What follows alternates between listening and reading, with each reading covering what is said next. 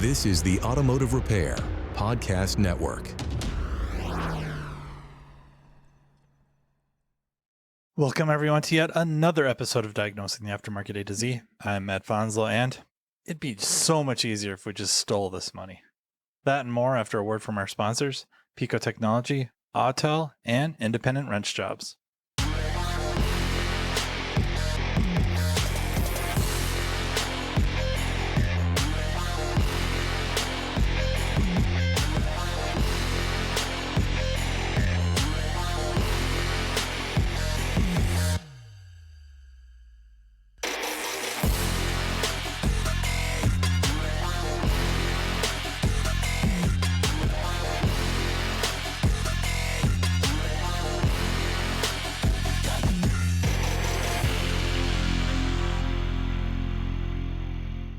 This episode of Diagnosing the Aftermarket A to Z is brought to you by Autel. Autel is a global developer and manufacturer of award-winning professional automotive diagnostic tools and service equipment, trusted by technicians, educators, and shop owners across North America. With diagnostics at their core, Autel's real-world solutions support repair workflows ranging from full-system vehicle diagnostics to servicing the most advanced automotive technologies. What sets Autel North America apart is the team behind the tools. Dedicated experts across sales, training, and technical support, each bringing deep, hands-on experience supporting professional technicians. When questions arise, you're working with people who understand the vehicles, the procedures, and the real-world demands of modern repair. Whether diagnosing complex drivability concerns, servicing TPMS systems, validating repairs, or working with ADAS and advanced safety technologies, Autel tools are engineered to support accurate, efficient repairs in strict accordance with OEM procedures and standards. To learn more about Autel and their diagnostic solutions, visit autel.com, AUTEL.com. Ever feel like you've got to play politics just to get fed? One guy gets the gravy, you get the garbage, and then the ad says, "Great culture." Independent Wrench Jobs is a new, tech-only community to help you find better independent shops. Fair dispatch, steady work, real leadership, no games. Start with the free salary survey for your city, shop-by-shop pay, perks, and benefits before you waste another interview. And if you're applying now, use Autotech Resume Pro to generate a resume and shop-specific cover letter in about 2 minutes. Built by Technician Find, serving the industry since 2017. Join free at independentwrenchjobs.com. It's been a couple of weeks, I guess, or more. Crazy time. Well, that's been an episode. Could be so many more episodes, but we won't go there. I want to kind of go back to vision again, maybe next year. But for a topic, I was sitting in the lobby, big surprise, and overheard some ESOs. And if you don't know what an ESO is, that is known as an evil shop owner. The term was coined on IATN. I don't even want to say how long ago. I mean, I can lie and just say like a couple years ago. And a few years ago, that vague enough? It's probably decades. Decades. I mean, God, I don't even... 20 years or better. I wish I could say I know who really came up with it. I thought it was Tim Taylor, and not, of course, the character from Home Improvement. He's a shop owner, South Carolina. Terrific person and shop owner. Really is. I'm pretty sure I've seen him credited for it, but it could be someone else. And if it is, I really, really apologize. I don't know who to give credit to, but it was used all the time. Even if the shop owners weren't necessarily evil, even though they all are. Just kidding. They're not. Most of them. Okay, kid again. Lame jokes. That's what I got. Anyways, overheard a couple of shop owners just talking about, just stuff. Shop's busy, not busy. Most of them, are down, at least with car counts. I'm not so sure about profits. Not that that is important to this topic, but one of them had said something about, he had started to kind of wind down at the shop, meaning I don't think he was gearing up for retirement. Maybe a ways away he is, but really just trying to be home at a certain time and taking vacations and spending more family time, more time with the kids. I don't remember hearing him say anything about grandkids, and I don't think he's old enough. I mean, what does that even mean? But he didn't seem really old enough to have grandkids, and the other shop owner is nodding his head emphatically, like, hey, you got to make time for the kids. It's so important. Got to make time for the family. Family time is so important. Going to games, going to recitals, all the things.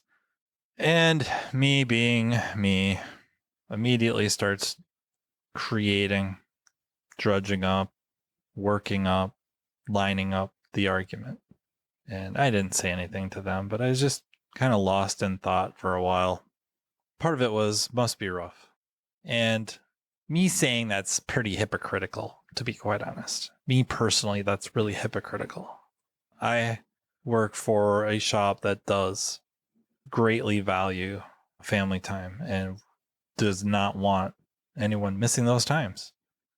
I guess I'm not sure if I'm really trying to say one is so much better than the other. You know what I mean? Like, if you would go back through the catalog, and not that re-listening to episodes is just a terrific, tremendous use of your time, but I believe on my podcast and probably on a couple of others with Robert, or better known or referred to as Dutch Silverstein, him and I have talked about our parents. Like, back in the day, for your dad, your father, to show you how much he loved you and loved his family, he spent more time away.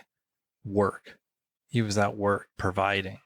Absolutely the same could be said of women too now, that would be one way to demonstrate how much you care, is sacrificing your most valuable asset to provide and hopefully make their time, either maybe sacrificing a certain level of quality of life, if you will. If we're spreading that term a little bit wide, that yes, you have food on the table. Yes, you have good clothes, quality clothes, whatever that means, if that means new or just nice clothes, and everything you need for school, and just all the necessities are covered, right? Starting to help you with Maslow's pyramid or the hierarchy, right? Get that base and then start helping with the next step, right? The next level. That is a way of showing, right? But then there's the other quality where maybe they don't have as much. Maybe they don't get all the new things. Maybe they don't get the fancy name brand foods or cereals or, whatever. Work harder to spread those dollars. And some of us have to do that now anyways, right? The cost of living's gone up. Cost of food, specifically like necessities, have gone up. So some are doing that anyways. But, the other side of that is giving up certain comfort, certain material items in favor of time at home, time at games, not missing those, I hate to call them special times, but events, not missing events. Just listening to these two talk about it and how important it is. And you know what? For all I know, their employees are urged to go to every single event, or most of them, or a lot of them, and things are worked out in such a way that they could make that happen. I don't know if it's true. It could be. I hope it is. I do. I also know a lot of people, not just in the auto repair industry, but that's who I want to focus on, right? A lot of them, you have two choices. Well, I guess three. Don't go. Second one, you can go, but you're using up your paid time off, or your PTO, the accrued personal time off. And then the other is, and then usually this is sold as a big benefit, is for certain qualifying events or with approval, you can miss work and not get paid. So it doesn't hit your PTO, but you also don't get paid. I feel like I'm compassionate to both sides, really.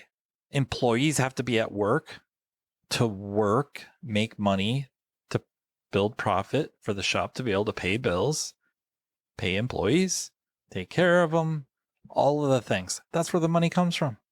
I get it. If you're not there and you're not producing, now the shop's losing money. Yeah, I get it. On the flip side, you have an employee who may now be looking at management going, why would I want to work for, not just so much you, why would I want to work for you? Why would I want to work for anybody?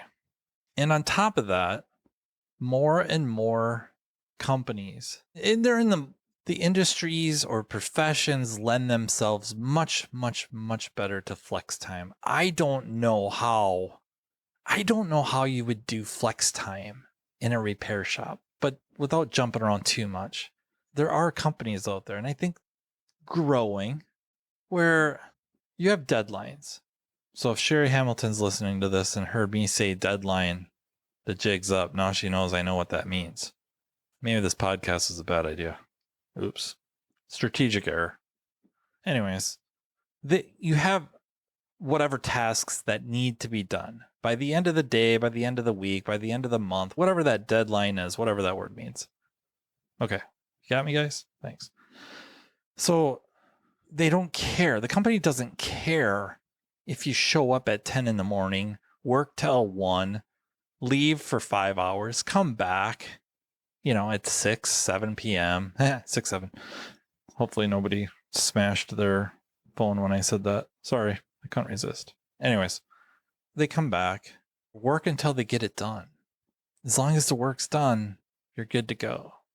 And you have a lot of time or flexibility to not miss events, to do what you need to do. And I don't know how we could pull that off. Like, it's just some of the bigger jobs, maybe. We have this, I don't know, 12-hour engine or 12-hour timing chain set. It needs to be done by the afternoon of Wednesday. I don't care when you get it done. The parts are all here, all that. It'd be hard to sustain, but maybe that works. But how about all the other jobs or all the other services? You got people waiting. And then I guess, we go in after hours on a really tough diagnostic, and I guess theoretically I don't get paid for that. Some people maybe there's some situations where you have keys to the shop and that car is bugging you, or you just needed a break from it and you want to come back where you're not going to be bothered. So you come back at 9:00 at night, you're allowed to punch in, whatever. Maybe that, but that's not necessarily flex time. Not the true nature of it. It's probably relatively unreasonable. And then that's just for the mechanical and technical specialists. What about service advisors? How can they really flex time? Or customer service representatives? That's rough. So it doesn't really lend itself well to that. So it's really back to scheduling. So now we're building in almost like FLT, where you have, I guess, part of personal time off, right? But now instead of, I don't even know what the gold standard is, to be quite honest. I think it used to be like 2 weeks. I hear more and more about people at 3 weeks and then some 4 weeks. But are we talking about now working towards the 5 and 6 weeks? It might not be unreasonable. The reason I say that is, Minnesota has enacted, I don't really want to call it, but basically essentially a benefit where we do pay in certain events, mainly like birth of children and paternity leave, stuff like that, or certain caretaking type things. You can request extended time off, and then you are paid essentially by the state, and your job has to be kept, right? That's not really what I have in mind, right? Or that's not really what we're talking about. We're not talking about like an extended leave. We're talking about being able to take off a few hours early, or a few hours in the middle of the day, or the rest of a day off, right? The kids' concerts at, 3 p.m., 5 p.m. They don't necessarily do the concerts like they used to when I was a kid, where they were all at, 7:00 at night, I think, 7:30. They don't really do that, at least around us. And that's fine. I understand why. I get it. It just, if you work till 5 or 6, it becomes a bit of a problem. So all that being said, for whatever reason, agree with it or disagree with the timing of these events, concerts, recitals, stuff like that, games, especially if they're young, their games aren't at night, that we build in time. I mean, honestly, it's whatever. It's your time to do with what you please, right? If you don't have kids, do you get punished? I don't know. Probably not. But do we build in time to make that more reasonable, that they can keep that 1 or really 2 weeks as best they can for the vacation, if they can do it, and they still have time to go do the family event things. Some of you are probably saying like, well, you could do that with 3 weeks, and I'm not arguing that. Maybe they, have the ability to take the 1 or 2 week vacation, and then it's crazy when you have kids how you can chew up time, miss a few days because you're sick. And I don't know about you guys lately, but some of the sicknesses that have been going around, maybe another version, if you will, of COVID or whatever, it doesn't matter. That evolution of it, that it goes through the house. Like it starts out with somebody at work or one of their friends is sick, and then you find out their friends or siblings are sick, and then the parents are sick, and then it's in your house, and it just goes through the course. So if you're missing a day or two of work because the kid is sick, and then you miss a couple days because you're sick, and boom, 4 days, just like that. Boom. Is it the business's fault? Is it the business's problem? Well, it's kind of the business's problem to a degree. But I guess the reason I find this important to think about, and I think that's what really needs to happen, is those in management need to be thinking about this. Those who are working, are employed, need to bring this up in a meeting, because it's not unreasonable. But how does that happen? What do we got to do to make that happen? What do we got to do to build in an extra amount of time? And maybe, again, it's your time to do with what you please. But if the business, the shop is trying to enable you to be able to spend that time, I think that's extremely important. Why? Because what message is sent if you own a business and are a manager and there's perks available to you that aren't available to the employees, which some are absolutely, expected. It's your business. They work for you. You're the one on the hook if things go really south. It's your risk, and the risk is probably far greater than most would be willing to put out there. So there is well-deserved perks for ownership and anyone with risk involved. There is. I'm not debating that. But where's the line form where you are reaping the rewards of the risk versus sending a message to anyone employed, not just at your place, anywhere, just ownership in general? When is the message unwittingly or for lack of concern communicated that if you want this type of freedom, financial, time, whatever, you need to own your own place? I think that's a problem. I just do. And I know there will always be people who are unwilling to risk. But now more than ever, you have 2 working adults in a household. If that other one has, honestly, the medical insurance, and they make okay money, and this mechanical specialist, technical specialist has a fair bit of tools, what's the big holdup from hanging a shingle out front of their garage and just starting to do more and more work at home to build it up to start their own thing? Say that with some pain, because that's kind of the American way, right? I get that. But also, why?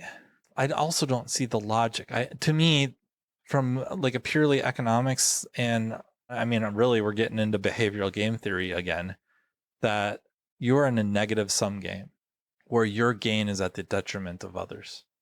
And if it's extreme enough, you've now created a situation where A, they may just not want to work for you. B, if they find out that not just this ownership functions this way, thinks this way, acts this way, that many others are, then they may just go start their own thing. And you've now created a competitor. And if you're really good at growing markets and growing, expanding the pie for all, that's maybe not so bad, especially if they're pretty good. Maybe that helps you. Sucks to lose somebody good for the shop directly, but having a worthy competitor that you can challenge and not necessarily run out of business. I'm not talking about zero-sum games. I'm just talking about working with someone else to help keep expanding the market and moving the bar up. It's not necessarily bad long-term. It's long-term good. Short-term pain, long-term good. But I don't know. It just doesn't quite sit well with me. Like, making employment, being employed, should have some attraction to it. The big one is the minimal risk. But after that, then what? You know what I mean? So we're already talking about what we have to do to pay, right? The compensation has to go up. And I think it has been. I think it has. I think that's backed up by studies. Got to be careful how you use the word study, but research done by like independent rent jobs. And I think even like the glass doors are starting to show progress, especially when they start dividing up levels, if you will. And levels is dangerous, but more master techs, when you separate out the apprentice levels, then there's wages or, compensation looks much better. Where before we'd just mix them all together and it'd look, low. It's just skewed low. It wasn't accurate. It's still probably not where it needs to be as a whole in an average, but it's happening. Hands have been forced. I'm wondering if this is yet another one of those things that we're going to have to force ourselves to get in and to think about deeply and start strategizing. And honestly, I think, like, I wish I just had this answer, like, oh yeah, raise labor rates, work on your parts matrix and get that margin up, and I don't know, bump up shop supplies, and then you can fund this. Maybe. But I think it's more important to just sit down and have the conversation with the team. Everybody sit down, talk about it, and finding a good medium where everybody's not happy. That's probably the best, right? If ownership's not happy, the employees aren't happy, then you're probably about where you need to be. I mean, I suppose you could shoot for everyone being happy. If that works, that's great. I hope that works. I don't mean that sarcastically. That, of course, should be the goal. But if you just can't get there where everybody's aren't happy, no one's happy, then that's probably about where it needs to be. If some people are happy and others aren't, then maybe you're not where you need to be. I do have concerns about that, where if car counts are dropping because multiple reasons, I don't know that you want more bays. It seems to me like there's a good long-term strategy in making it attractive or just equitable for shop or employees to be employed somewhere, to be employees and not owners. That yes, ownership does have its perks for sure, but there's real, and not that there isn't, but that people understand what's at stake because of it.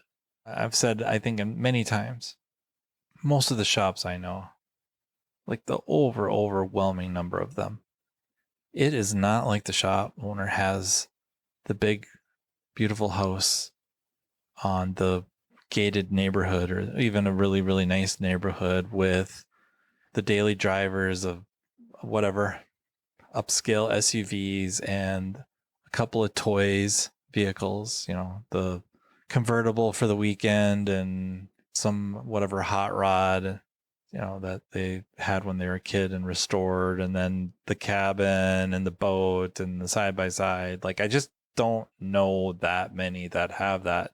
The ones that I do usually have multiple shops, and from what I know, also take pretty darn good care of their teams. Like, they do okay. My suspicion is, and I can think of like one off the cuff. Okay, two. That time for that stuff is not a problem. I guess I think I'm trying to make the argument that such a discussion should be brought up, that maybe not looking to leverage it against them, but you have a group that when they're talking to each other, and they need to, right? Shop owners need to be able to talk to other shop owners and managers about ownership and management things. Too often the occurrence is really you kind of have an echo chamber formed. And if you could get a technical mechanical specialist service advisor in there to toss in their 2 cents from their perspective, and it's got to be real. It can't be exaggerated or anything for the sake of argument. It's got to be legit concerns that it's worthy of having such a discussion. Because I know there are people out there that have worked for the shops for a decade or more, and they have 2 weeks vacation. I think we're going to need to do better. I'm sure at some point everybody's like, more is better, right? I had like 11 months vacation. And if I get a few sick days there, I can probably get my work days down to 1. But from the employee perspective, we have to also be very, very aware that the only way the place makes money is when we're there working and being productive. Like, that has to happen. We have to understand that. And that's where this conversation can revolve around, is how can we do all of these things? And it's not just limited to time off. It's whatever shop improvements. It's all the same thing. What can we do together to make this happen? That's all mutually beneficial. So I spent a lot of time talking about working towards something mutually beneficial, starting out with just family leave time or family time leave, however you want to say it, PTO. And really it is everything. Kind of like almost everything, right? Just becomes everything, anything. That's how I'll leave you. Hope you got a kick out of that, or see what I'm trying to say, and hopefully just spark some conversations, respectful conversations, civil discourse amongst adults who just be honest, be open to both sides, be open to the contrary, if you will. Thank you very, very much for listening. If you have ideas for the podcast, or evidently ideas of what my Rushmore's topic should be, please don't hesitate to send me an email at mattfanslowpodcast@gmail.com. One of these episodes, I'm going to have to do it again, and there is one that's got me a little nervous, but I'll do it anyways, because, I mean, I outed myself about knowing what deadline meant, so that's how much sense I have. Anyways, thanks again for listening. Thank you so much to our sponsors, Autel, Pico Technology, and Independent Wrench Jobs. Thank you to the Automotive Repair Podcast Network. Even Tracy, who did a keynote at TST. I didn't hear it, and I have to take everyone else's word for it that it was really good. I'm sure it was. She worked very, very hard on it, which everyone should know anyways, from episode talking about her communications class with Sarah Fraser. They worked extremely hard on it. Anyways, congratulations to Tracy for that, getting through that and not passing out on stage or afterwards. Good for her. Thank you again for listening, and until next time, take care.